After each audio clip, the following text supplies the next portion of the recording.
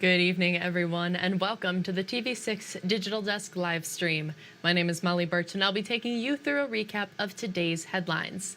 This stream runs every night starting at 8/7 Central Time from Sunday to Thursday.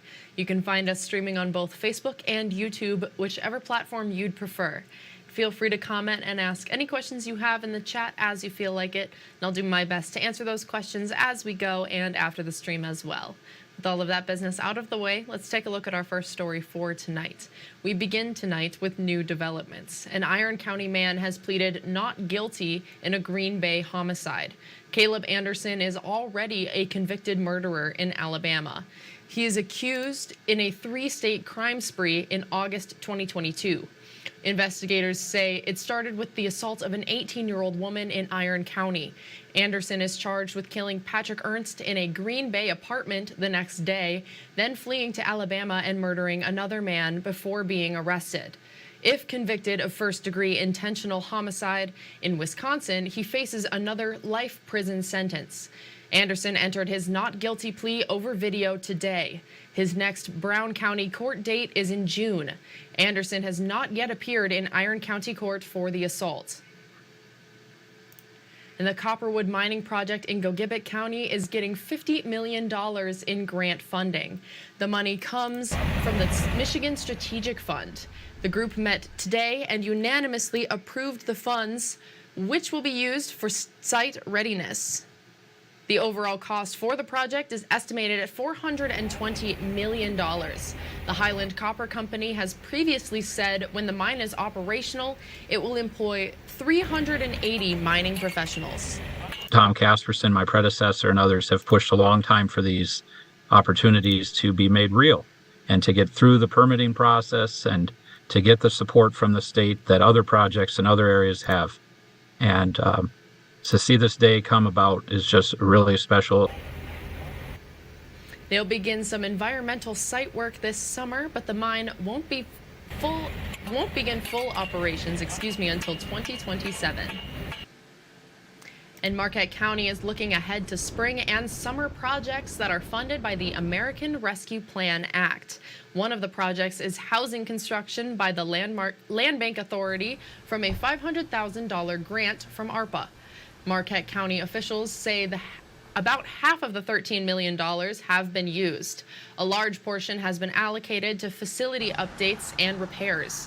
The Marquette County administrator says a lot of these projects wouldn't even have been considered without this funding. Some of these things might not have ever happened or might be another 5-10 years down the road before they might happen.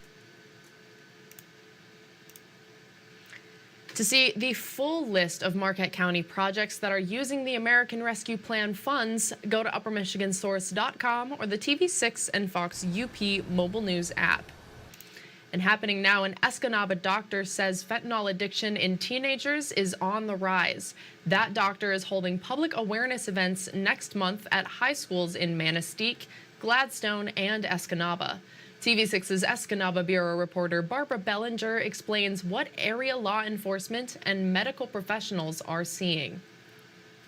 A doctor at OSF St. Francis Medical Group says she's seeing more and more teenagers addicted to fentanyl, an opioid that is prescribed to manage pain. But she's not talking about prescription fentanyl. When we say fentanyl, we're not talking about the prescription kind you get at the pharmacy.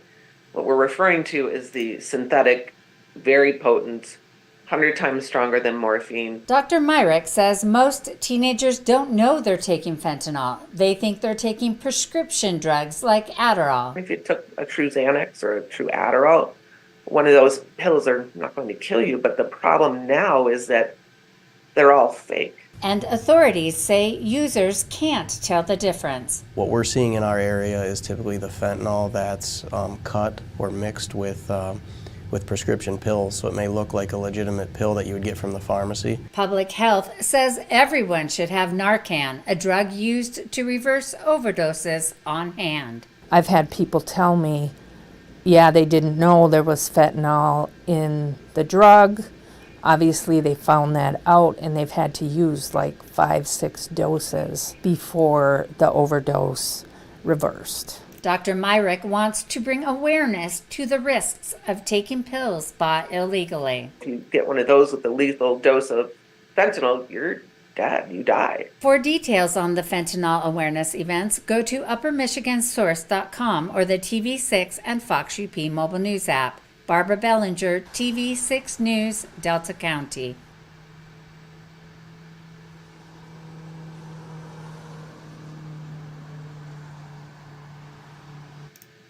The Keweenaw Bay Ojibwa Community College held a job fair for high school students today. The fair took place at the Lloyd Education Center in Barron Road. And Barron High School students checked out about 40 booths. Vendors came from all of Barron and Boone counties. Organizers say they want to show students what they can achieve without attending a four-year university. You can get a job, you can have a fulfilling career right where you live. And it's really great to be able to allow students to stay in this area, stay in this land that their native ancestry is so deeply tied to, and be able to serve their community. There were about 40 vendors from all over America and Portsmouth County areas at the fair. The Upper Peninsula Animal Welfare Shelter is making it easier for you and your pets to find a place to live in Marquette County. UPAWS created a list of pet-friendly locations to make it easier. One UPAWS representative says they've experienced more surrendered pets due to housing issues in the last year. The representative says do your research and make sure you know the landlord's restrictions. Please don't sneak a pet in a non-pet friendly apartment. You know, you're asking for trouble down the line with eviction or maybe even something like a lawsuit. So just be up and honest. The list can be found on the UPAWS website. And finally tonight on the TV6 Digital Desk live stream, Art on the Rocks is accepting applications for its 64th annual art fair. Applications are due March 31st with a $30 fee. The fair takes place at Lower Harbor during the last full weekend in July.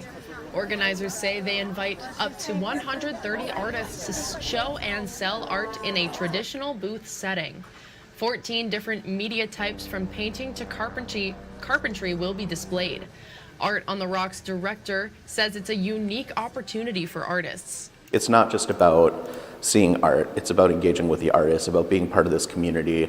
A big event going on in one of Marquette's greatest parks, right on the shores of Lake Superior in the peak of the Marquette summer season. There's just nothing like it. A professional jury will send out its selections in mid-April. That's all the stories we have for you tonight. Be sure to tune in right back here on Facebook at 8:45 tomorrow morning. TV6's Mandy Koskela and Michael Sobek will recap top stories from the morning on their show, Beyond Your Morning News. If you have a story idea you think we should report on, feel free to contact us at any time. These are a few easy ways to get a hold of both myself and others in the newsroom. And again, you can contact us at any time. We would love to hear from you and what's happening in your community.